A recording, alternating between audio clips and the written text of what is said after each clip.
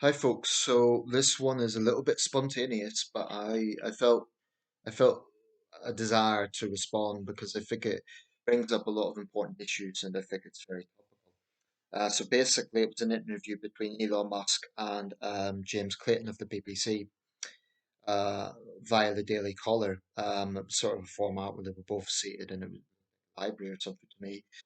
But it was on the issue of free speech on Twitter, and basically Musk clearly dominated it. His counters were strong and smart, and it's quite clear that Clayton wasn't really prepared for some of those responses and was a little bit stuck in how to respond because Musk turned it around into BBC positions and well, Clayton sort of contradicted himself by saying he's seen a rise of hateful content, but he doesn't really use his Twitter feed anymore. And Musk was saying, "Well, how can you say that?" And yeah, if you watch the clip, it's quite interesting. It's about 5 minutes long, 5 minutes 50 seconds. It's worth watching. But there is a very important thing here that people always or often overlook with the free speech debate, and it's the issue of absolutism.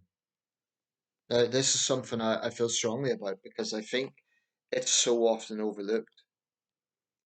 Um, and let me just put my cards out there. I do not agree with absolutism of almost anything, including free speech.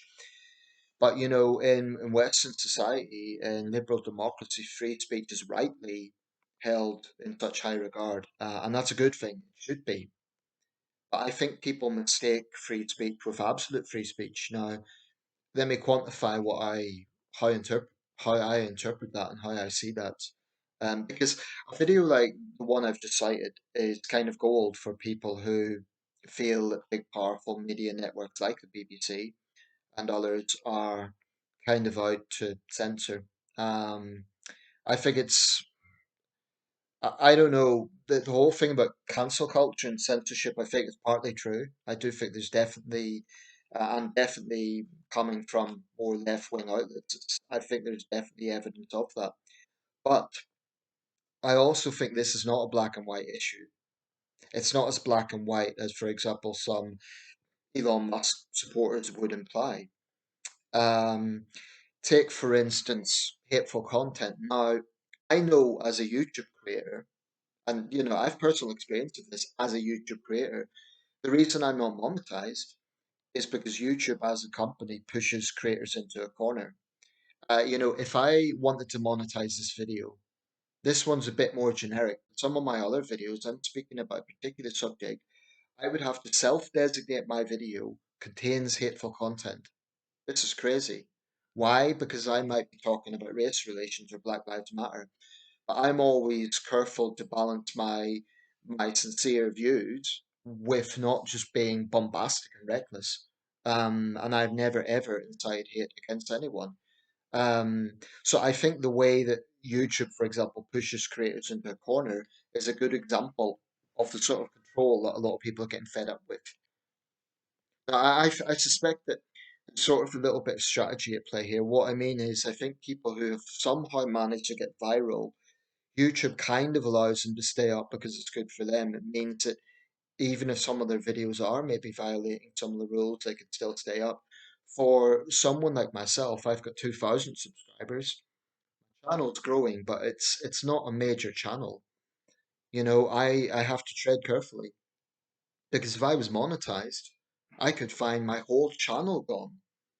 You know, 3,000 videos, um, hundreds of thousands of views, 2,000 subscribers, just gone like that. If I say the wrong thing. So I do think there is a feeling that there is overt censorship on some of these platforms. Definitely. Paradoxically, I've seen content online that probably really shouldn't be there. I've seen basically terroristic content. And I've reported a few things that never got removed. I think there's an inconsistency, and that's a major issue. But when I say that free speech is not black and white, people would have this knee-jerk response. They would say, "Oh, you either support free speech or you don't." Well, no, it's not that simple, and I'll tell you why. If you are proposing free speech absolutism, That is to say, well, we believe in free speech, so people can say whatever they want, whenever they want. Really think about what that means. It basically means someone can literally incite violence, literally, verbally incite violence. And because it's words, then it's free speech.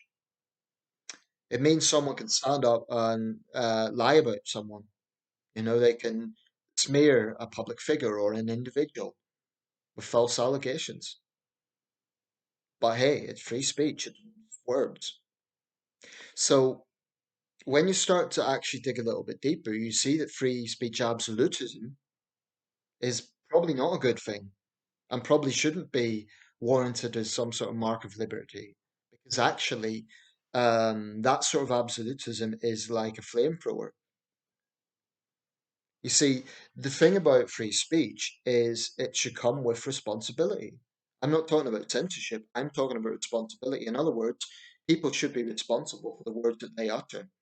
Now, I'm not a fan of, for example, digging up something someone said 10 years ago that was a bit undiplomatic or on PC and, using that to destroy their reputation or their career. But if they're constantly mouthing off in a very obnoxious way or a way that it's proven to be false, i.e., if they're making false statements and it's proven to be disinformation, I mean, Musk asked an important question. He said, who gets to be the arbiter of this? Who gets to decide what is disinformation? But it's a clever response, but it's also a little bit sneaky because he knows that you can't have a Wild West situation. He knows that you can't have the situation where people say whatever they want, whenever they want, without any real responsibility. I think he knows that, but he's being a bit populist with it. Um, I mean, take Donald Trump, for example. Trump is a proven liar. He's lied many times. And he's not just anyone, he's the former president of the United States, one of the most powerful people in the world. Now, should Trump be able to make lies and not be held to account? Or any politician for that matter? I don't think he should. Or I think at the very least, there should be a disclaimer. I mean, recently some networks have been putting these little disclaimers like this post contains disinformation. I think maybe that's a way forward because it's not censorship. The post is still there. People can decide for themselves, but it's putting a counter. It's putting some accountability that otherwise would not be there. Then the question is who gets to decide this is a valid question. The problem is, you could ask that question eternally. Well, who arbitrates on this? Well, then who arbitrates on the arbiter? Who gets to regulate the regulators? It just becomes never ending. And the problem with that is it is never ending. And then you have a situation where anyone can say anything they want and make any claim they want without having to back it up. And I think that's the thing that Musk and others are overlooking. There's no accountability, that sort of absolutism. Let me give an example, and I've used this before because I think it's a good example of absolute free speech that could be dangerous. And in 1994, during the Rwanda genocide, one of the main fuels for that genocide, there were various components, but one of the things that we used was radio, so-called Hutu power radio stations. I think one of them was called RPLF. I think that was the acronym. But anyway, they were basically broadcasting hate speech. They were, inciting violence against the Tutsis with all these euphemisms like the tall trees down. If you've seen the film Hotel Rwanda, it sort of shows a segment of this at the start of the film. And that's not made up, that really happened. There were Hutu extremists who were promoting their hate via radio and inciting, not just disinformation, they were inciting violence that way. We see it today. It's used in many conflicts, particularly used by the Russian Federation. Of course, Putin apologists would say it's used by the West as well, but I think Russia's become very adept at it. China uses it, so state powers use this. They use propaganda. Um, and when you start considering power is involved, then it doesn't become so black and white that, well, anyone can say anything they want.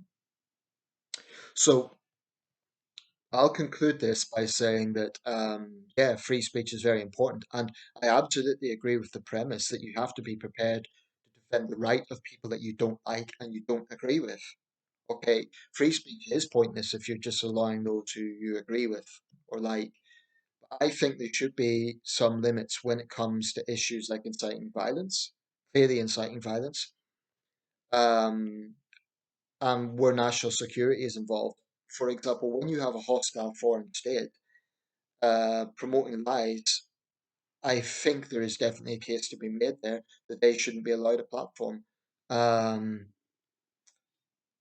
I mean, absolute free speech, it's just, to me, strikes me as a bit naive because I think it's overlooking some of the problems they're in. But it takes away the accountability factor.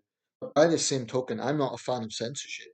And the BBC guy was clearly out of his depth when he was sort of saying, oh, well, content that some people might find a little bit sexist or a little bit racist. Well, that's part of the problem with the BBC and a lot of left wing, bodies. They determine something as racist and sexist when many would say, well, wait a second.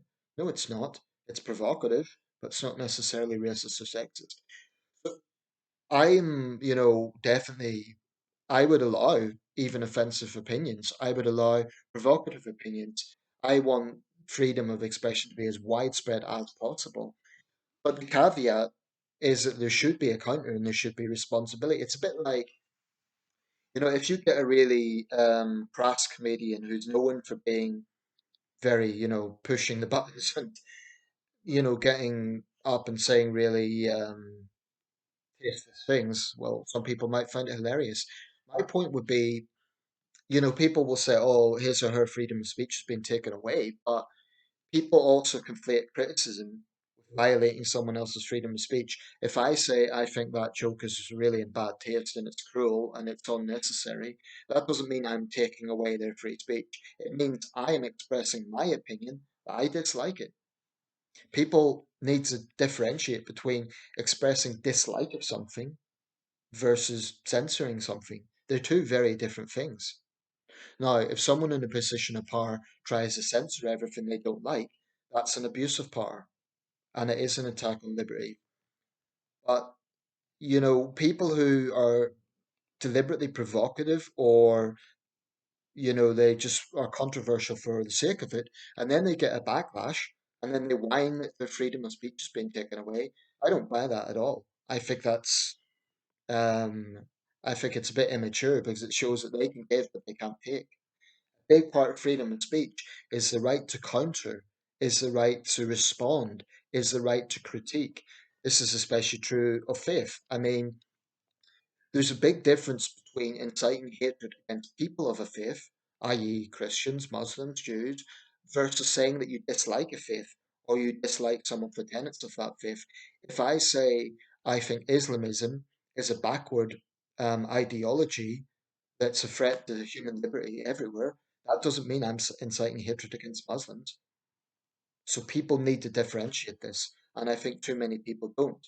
Um, Freedom of speech basically should be that you should be allowed to say what you want, short of inciting violence, short of, um, yeah, inciting violence, and you need to be prepared to be responsible for your own words. If you, let's say, some of this does get into legal territory. If you make a false accusation against someone, absolute free speech people will say, "Oh, but we don't agree with that. They shouldn't do that." But wait a second, you're saying that free speech is absolute. So when you start to actually look a little bit at this, it's not absolute. Never has been. Rather, it should be as broad ranging as possible within the law and short of deliberately hurting other people. And by hurting, I'm not talking about hurt feelings. I'm talking about actual verifiable threats, i.e., threats of violence or destroying someone's reputation on false claims, that sort of thing. Let me know your thoughts. I'll put a link to the video.